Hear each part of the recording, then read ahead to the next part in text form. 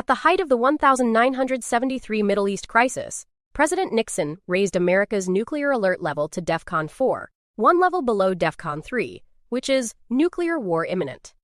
Soviet airborne divisions had been placed on standby. Soviet ships carrying military equipment were moving toward Egypt, and Nixon's national security advisor, Henry Kissinger, was receiving intelligence suggesting the Soviets might intervene militarily to prevent Israeli forces from destroying the Egyptian Third Army. For approximately 72 hours in late October 1973, the world was closer to direct superpower confrontation than at any point since the Cuban Missile Crisis.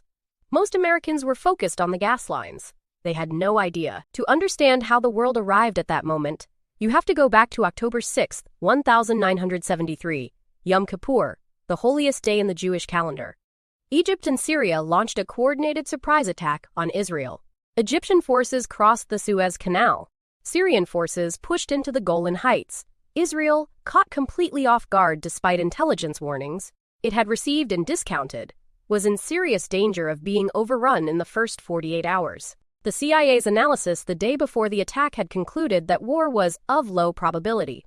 It was one of the most consequential intelligence failures in American history. Israel's situation in the first days was desperate enough that Prime Minister Golda Meir authorized the preparation of nuclear weapons for potential use. A fact declassified decades later, Israel sent urgent requests to Washington for military resupply. Nixon authorized an emergency airlift, Operation Nickel Grass, which would ultimately deliver 22 tons of military equipment to Israel, in the largest American military airlift since the Berlin blockade. The operation required us transport planes to land in Israel. The original plan called for night landings, to minimize visibility and avoid provoking Arab states. Then, the weather intervened. Crosswinds at the Azores refueling stop delayed the first flights. By the time the giant C-5 transport aircraft reached Israel, it was daylight. The planes landed in full visibility and were immediately photographed and reported. Every Arab government in the region now had confirmation that the United States was actively resupplying Israel in the middle of the war. Nixon then made it worse. He asked Congress for $2.2 billion in emergency military aid for Israel. The combination, the daylight airlift photographs, the emergency aid request, gave the Arab oil ministers the pretext they had been waiting for. On October 17, they met in Kuwait City. On October 17, 1973, the Arab members of OPEC met at the Sheraton Hotel in Kuwait City and agreed to cut oil production by 5%. Per and impose an embargo on all nations supporting Israel. The United States was the primary target. The Netherlands, whose port of Rotterdam was Europe's primary oil hub, was also embargoed. Within 2 days, oil prices had begun their historic climb. Within weeks, the price had gone from $3 a barrel toward $12. The post-war era of cheap energy was over in the time it takes to call a meeting. The immediate effect of the embargo on the United States was not a total cutoff of oil. American domestic production still supplied much of its needs. The effect was psychological and structural, the removal of the spare capacity that kept prices stable. Before the embargo, global oil markets had essentially no surplus cushion. When Arab producers cut output by even 5%, there was nothing to replace it. Prices didn't rise incrementally. They spiked. And in an economy built on the assumption that energy would always be cheap, the spike hit like a physical blow. By November 1973, the effects were visible at every gas station in America. Lines stretched for blocks, sometimes miles. Stations imposed 10-gallon limits. Some posted "sorry, no gas" signs before noon. The odd-even rationing system was introduced. Odd-numbered license plates could buy fuel on odd-numbered days, even plates on even days. The national speed limit was reduced to 55 miles per HR to conserve fuel. Daylight saving time was extended year-round. The specific humiliations of scarcity, the lines, the limits, the waiting, were experienced by every American simultaneously, in a way that had not happened since rationing. The economic effects went far beyond gas station lines. Oil was not just transportation fuel, it was the feedstock for plastics, fertilizers, synthetic materials, and the petrochemical industry that underpinned modern manufacturing. When oil prices quadrupled, the cost of producing almost everything increased simultaneously. The result was a phenomenon economists had considered theoretically impossible: stagflation. High inflation combined with economic stagnation and rising unemployment. The conventional policy response to inflation was to raise interest rates and slow the economy. But the economy was already slowing. The standard toolkit did not work. Western governments spent the rest of the decade trying to understand what had hit them. The embargo also fractured the Western alliance in ways that had never happened before, and in ways that Washington found deeply alarming. Japan and the major European allies, Germany, France, Britain, depended on OPEC oil for 45 to 50% of their energy needs. When the embargo hit, they could not afford to maintain the American position on Israel. France and Germany issued statements that OPEC described as sufficiently even-handed, and had their embargoes quietly lifted. Japan went further, publicly supporting the Arab position on Palestinian self-determination, in exchange for being reclassified as a friendly nation. America's allies had broken ranks. Oil had done what decades of Soviet pressure had failed to do: divide the Western alliance on a core foreign policy question. The embargo also revealed something that American strategists had theorized but never seen demonstrated: that economic interdependence could be weaponized just as effectively as military force. The Arab oil producers had not fired a single shot at the United States. They had simply reduced production and redirected supply, and the most powerful economy in the world had entered a crisis it could not manage through any of the tools it possessed. The lesson was absorbed. The response would take years to build, and the man tasked with constructing it was the same man who had helped build the architecture the embargo had just attacked: Henry Kissinger. Kissinger's response to the embargo operated on three simultaneous tracks. First, end the Yom Kippur War through negotiated disengagement, removing the political pretext for the embargo. Second, negotiate directly with Saudi Arabia to lift the embargo in exchange for American diplomatic concessions on the Israeli-Arab peace process. Third, manage the near-superpower confrontation that the war had produced, because by late October, the situation between Washington and Moscow had become dangerous in ways the public was not being told about. The superpower dimension of the crisis came to a head on October 24th, when the UN ceasefire that had ended the Yom Kippur War fighting began to collapse. Israel had encircled Egypt's Third Army, 20 men, on the western bank of the Suez Canal. Egypt's Sadat sent an urgent message to both Nixon and Soviet leader Brezhnev: intervene to enforce the ceasefire or the Third Army would be destroyed. Brezhnev's response was direct and alarming. He sent Nixon a message stating that if the U.S. would not act jointly with the Soviet Union to enforce the ceasefire, the USSR would consider acting unilaterally. Soviet airborne divisions were observed being placed on alert. Kissinger convened a meeting of the Washington Special Actions Group at 3 a.m. on October 25th, without waking Nixon, who was in a state of emotional crisis over Watergate. The meeting raised the U.S. military alert level to DefCon 360. B-52 bombers were moved from Guam. Aircraft carriers were repositioned. American airborne units were placed on alert. The message to Moscow was explicit: unilateral Soviet military intervention would not be tolerated. It was the most dangerous night of the Cold War since the Cuban Missile Crisis, and it was managed by a national security advisor acting without the president, while the president's press secretary was telling reporters that Nixon was resting comfortably. The Soviets backed down. The crisis passed, not because of the military alert alone, but because both sides had back-channel communications that made clear neither wanted direct confrontation. Brezhnev's threat had been partly a bluff, partly a test of American resolve during Watergate. Kissinger's alert had been partly a signal, partly a demonstration that American resolve was not as compromised as Brezhnev might have calculated. Within 48 hours, the immediate military crisis was over. But the oil crisis, the embargo, was not. That required a completely different set of negotiations, conducted over a completely different kind of table. The superpower confrontation of October 1973 is the hidden story inside the better-known story of the oil embargo. Most histories treat them as separate events: the Yom Kippur War, the embargo, the nuclear alert, as if they were parallel tracks. They were one track. The oil weapon was deployed in the context of a superpower proxy war, which nearly became a direct confrontation, which was managed by a government operating without its president. Understanding this is the only way to understand why Kissinger's subsequent diplomacy moved at the speed it did, and why the petrodollar deal that followed was concluded in months, not years. Kissinger's diplomatic effort to end the embargo proceeded in parallel with his Middle East shuttle diplomacy. The famous back-and-forth flights between Arab capitals and Jerusalem that would produce the Egyptian-Israeli disengagement agreement of January 1974.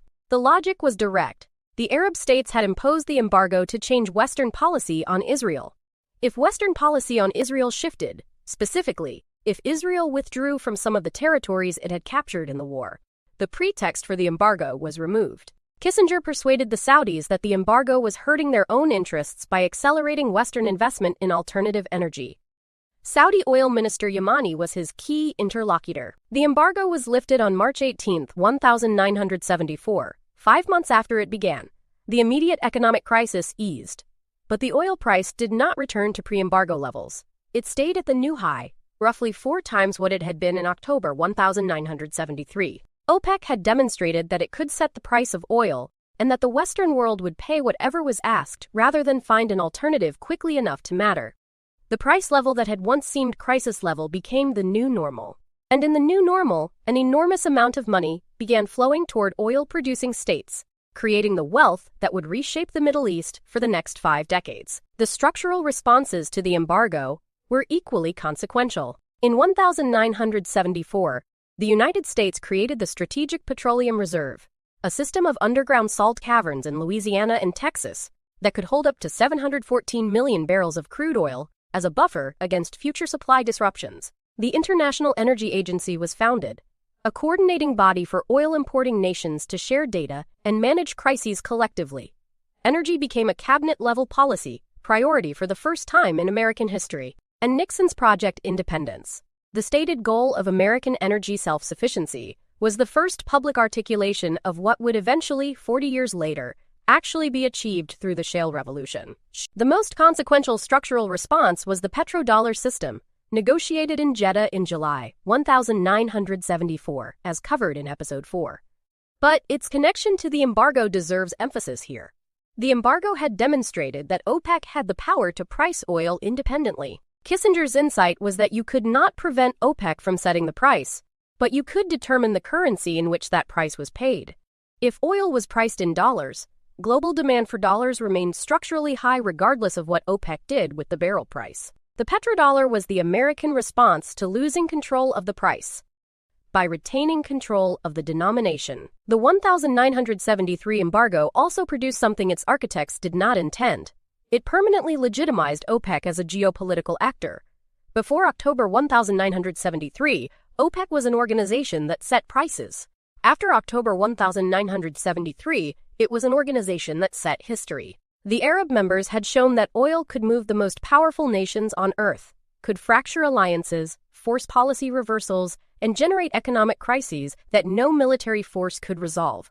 That demonstration was not forgotten, not by the oil states that made it, and not by the powers that absorbed it. The world would spend the next 50 years calibrating the implications. The 1973 embargo was the first oil shock. 6 years later, a second one arrived. And it came not from a political decision by Arab governments, but from the collapse of the most important pro-American regime in the Middle East. In January 1979, the Shah of Iran fled his country. The Islamic Revolution, led by Ayatollah Khomeini, took power. Iranian oil production, which had been running at nearly 6 million barrels per Dalton Y, collapsed. The global market lost roughly 5% of its supply almost overnight. Oil prices doubled again. The second shock, unlike the first, was not a weapon deliberately deployed. It was a consequence of a revolution that American policy had done much to make inevitable. The Iranian Revolution produced a cascade of consequences that are still running. The hostage crisis, 444 days of American diplomatic humiliation. The Iran-Iraq War, 8 years, 1 million dead, American covert support for both sides at different points. The Carter Doctrine, declaring the Persian Gulf a vital American interest worth defending with military force, and the transformation of Iran from America's key regional partner into America's most persistent adversary. All of it traceable to the 1953 coup that removed Mossadegh, installed the Shah, and planted the grievance that the revolution eventually harvested. The second oil shock, unlike the first, was not resolved by diplomacy. It was resolved by the market eventually, but only after prolonged pain. The combination of the 1973 and 1979 shocks drove an enormous global investment in energy efficiency, alternative supply, and non-OPEC oil production. North Sea oil, British and Norwegian, came online in the mid-1970s. Alaskan oil production expanded significantly. American automakers were finally forced to build fuel-efficient cars. By the early 1980s, the combination of reduced demand and increased non-OPEC supply had begun to push prices down. The market had responded, just a decade too late for the political consequences to be avoided. The 1973 and 1979 shocks together constitute a dividing line in modern economic history. Before 1973, the post-war prosperity era, cheap oil, mass consumption, suburban expansion, the assumption that growth was permanent and energy was a minor input cost. After 1973, the energy security era, every major economy permanently recalibrated to include oil price risk as a central variable in economic planning, national security assessment, and foreign policy. The Middle East moved from being a regional concern to being a permanent fixture of every major power's strategic calculation. It has not moved back. In Episode 6, we will cover the full story of the Iranian Revolution and its consequences. A story that connects directly from the 1953 coup through the Shah's reign, through 1979, through the hostage crisis, through the Iran-Iraq War, to the nuclear negotiations and the confrontations happening in the Strait of Hormuz in 2025 and 2026. But before we get there, stay with me through the conclusion of this episode. Because the most underreported legacy of the 1973 embargo is not the strategic petroleum reserve, not the petrodollar, not even the stagflation. It is what the embargo taught OPEC about itself, and what that lesson eventually produced. The 1973 oil embargo's deepest legacy is not economic, it is epistemic. It changed what Western governments believed was possible. Before 1973, the assumption was that resource scarcity was a problem that market forces and technological innovation would always resolve before it became a crisis. After 1973, Western governments built permanent institutions, the IEA, the SPR energy departments, strategic stockpiles, because they now knew that the assumption was wrong. The lesson was, the system you depend on can be weaponized. Build redundancy, build reserves, build alternatives, and know that whoever controls the energy controls the leverage. There is one more thing the 1973 embargo produced that is only now fully visible. The conditions for the shale revolution, the high oil prices of the 1970s, made previously uneconomic oil extraction potentially profitable, including the shale formations that lie beneath much of the American Midwest and South. The investment in geological research and extraction technology that began in the 1970s laid the foundation for the hydraulic fracturing breakthrough that 40 years later made the United States the world's largest oil producer again. The shale revolution that transformed geopolitics in the 2010s was seeded by the crisis of 1973. Oil crises have a habit of producing their own solutions, just never quickly enough to prevent the consequences. This is episode 5 of our series on oil and world power. We have now covered WWI, the construction of the Cold War oil architecture, the Quincy meeting and the petrodollar, and today, the 1973 embargo that tested everything the previous 4 episodes built. In episode 6, we go inside the Iranian Revolution, the event that transformed the Middle East's most powerful pro-American state into its most persistent adversary, produced the hostage crisis, the Iran-Iraq War, and set the chain of consequences that runs directly to the confrontations happening in the Strait of Hormuz as you watch this. The Iranian story is the thread that connects 1953 to today. And it is one of the most consequential and least understood stories in modern history. If you've made it through 5 episodes of this series, you now understand something that most political analysis, most economic commentary, and most foreign policy reporting never quite says directly. Oil is not a commodity that happens to have geopolitical implications. It is a geopolitical instrument that happens to come out of the ground. Every crisis in this series, from WWI to today, has the same structure. Someone controls the supply, someone needs the supply, and the distance between those two positions is where history happens. Subscribe to the channel and turn on notifications, because the story doesn't end here, it evolves. And episode 6, the Iranian Revolution, is where the consequences of every decision we've traced in this series finally arrive, all at once, in one country, in 1 year. It is the episode that explains the Middle East you see on your screen today.